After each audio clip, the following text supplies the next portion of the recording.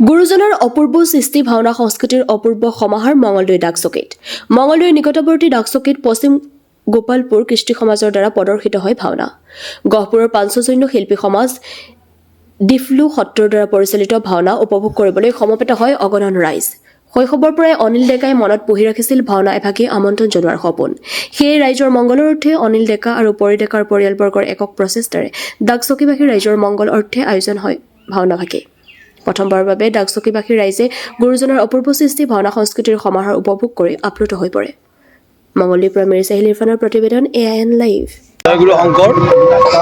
আচলতে আমাৰ এই গৌৰৱৰ বিষয়, আমাৰ এই মঙলদৈ ডাকচকীৰ অঞ্চলৰ এগৰাকী খুব উৎসাহী শ্ৰীমন্ত শংকৰদেৱ সংঘৰ একনিষ্ঠ সংগী আমাৰ ডাকচকী প্ৰাথমিক শাখাৰ সন্মানীয় অনিল ডেকাদেৱে আমাৰ কাৰণে, আমাৰ এই বৃহত্তৰ দৰং জিলাৰ কাৰণে আমাক আগবঢ়াইছে গহপুৰৰ দ্বাৰা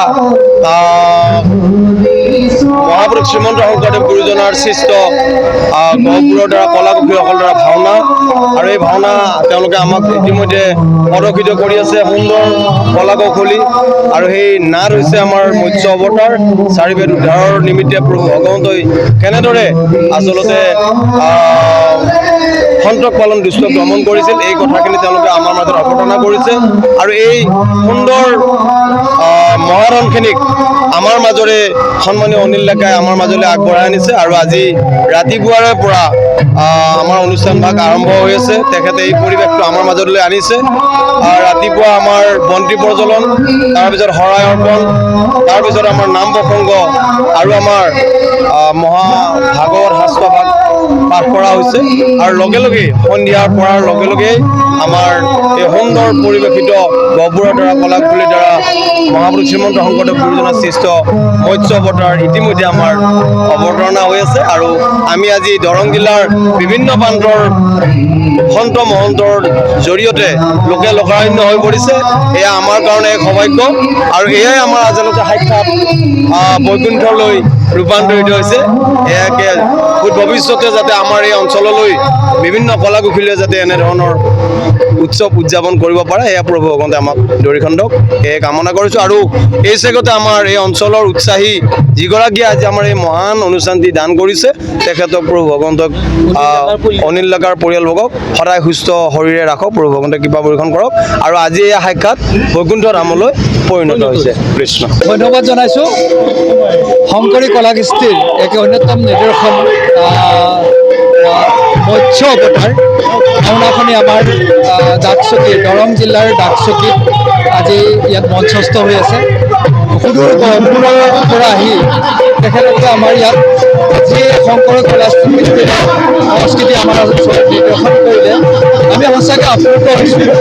আমি এই ক্ষেত্ৰত এই ভাওনাৰ শংকৰী কলাকৃষ্টিৰ এই ভাওনাৰ দিশত আচলতে সঁচাকৈ এই মধ্য অসমৰ দৰং জিলা বহুতেই পিছ পৰি আছোঁ বুলিয়ে ক'ব লাগিব। আপোনালোকে সকলোৱে জানে যে উজনি অসমত এই যে শংকৰী কলাকৃষ্টিৰ যি ভাওনা প্ৰদৰ্শন বৰ বাহুলকৈ প্ৰচলিত হৈ আছে, প্ৰচাৰ হৈ আছে। আৰু এইবাৰ আমাৰ ইয়াত আমাৰ গাঁৱৰে অনিল ডেকাই তেখেতৰ পৰিয়ালৰ শুভ এটা দিশত চিন্তা কৰি এই ভাওনা দলটি তেওঁলোকে আমন্ত্ৰণ জনাইছে, আৰু আমি সকলোৱে উপভোগ কৰিছোঁ। আচলতে আমি সকলোৱে আপ্লুত হৈছোঁ।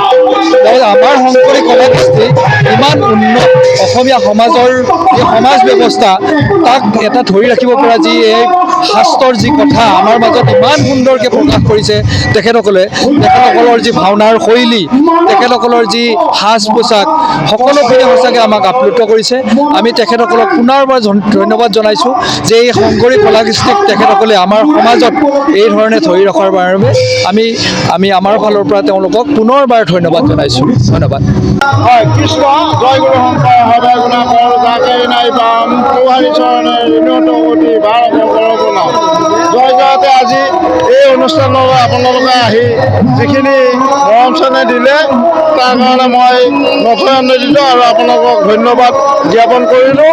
আজি এই ভাওনা ভাগি মই সৰুৰে পৰা ভাওনা যেতিয়া চাই আছিলোঁ তেতিয়া মোৰ এটা মনৰ ভাৱ আছিলে দূৰৰ পৰা এযোৰ ভাওনা মাতি আনি মই আমাৰ সমগ্ৰ আঞ্চলিক ৰাইজক দেখুৱাবৰ কাৰণে খুব নিজৰ ইচ্ছা আছিলে আৰু মই তেনেকুৱাকৈ মনত এটা ভাৱ লৈ আজি এই গহপুৰৰ ভাওনা ভাগি মাতি আনি ইয়াত সমূহ ৰাইজকে দেখাবলৈ পাই বৰ আনন্দিত হৈছোঁ আৰু আপোনালোককো মই ধন্যবাদ জনাইছোঁ।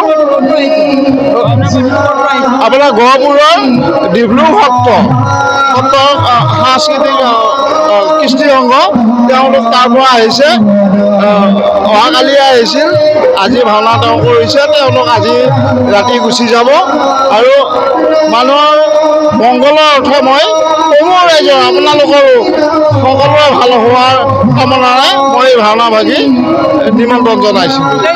হয়, গোটেই নিশাটো চলি থাকিব, যথেষ্ট মানুহৰ সমাগম হৈছে, সেয়ে মই বৰ আনন্দিত হৈছোঁ। তাৰমানে দিনৰ পৰা ভাগৱত পাঠ আছিলে, ভাগৱত পাঠত আপোনাৰ 500ৰ পৰা 1000 মানুহ হৈছে আৰু এতিয়া আপোনাৰ মোটামুটি 2,000 পৰা 3,000 মানুহ হৈছে।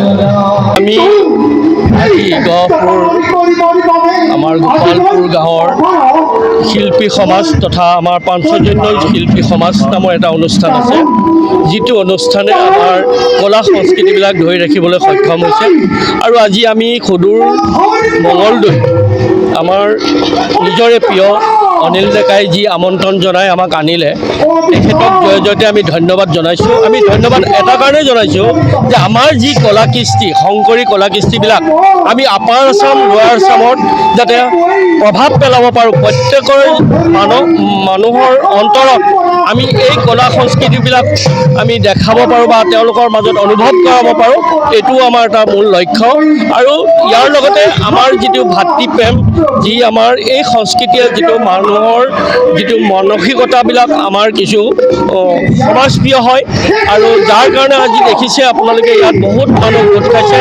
আমি গহপুৰৰ পৰা আহি তেখেতসকলৰ লগত আমি মত বিনিময় কৰি যি ভাওনা প্ৰদৰ্শন ইতিমধ্যে হৈ আছে আৰু আমি ইয়াত যথেষ্ট ভাল পাইছোঁ। ইয়াৰ ৰাইজে আমাক বহুত আঁকোৱালি লৈছে, তেওঁলোকে বহুত শ্ৰদ্ধা জনাইছে।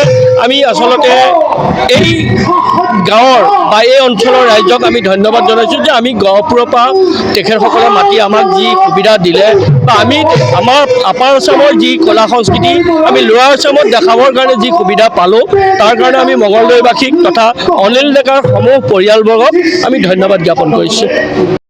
যিকোনো খবৰৰ বিজ্ঞাপনৰ বাবে যোগাযোগ কৰক 7896121996।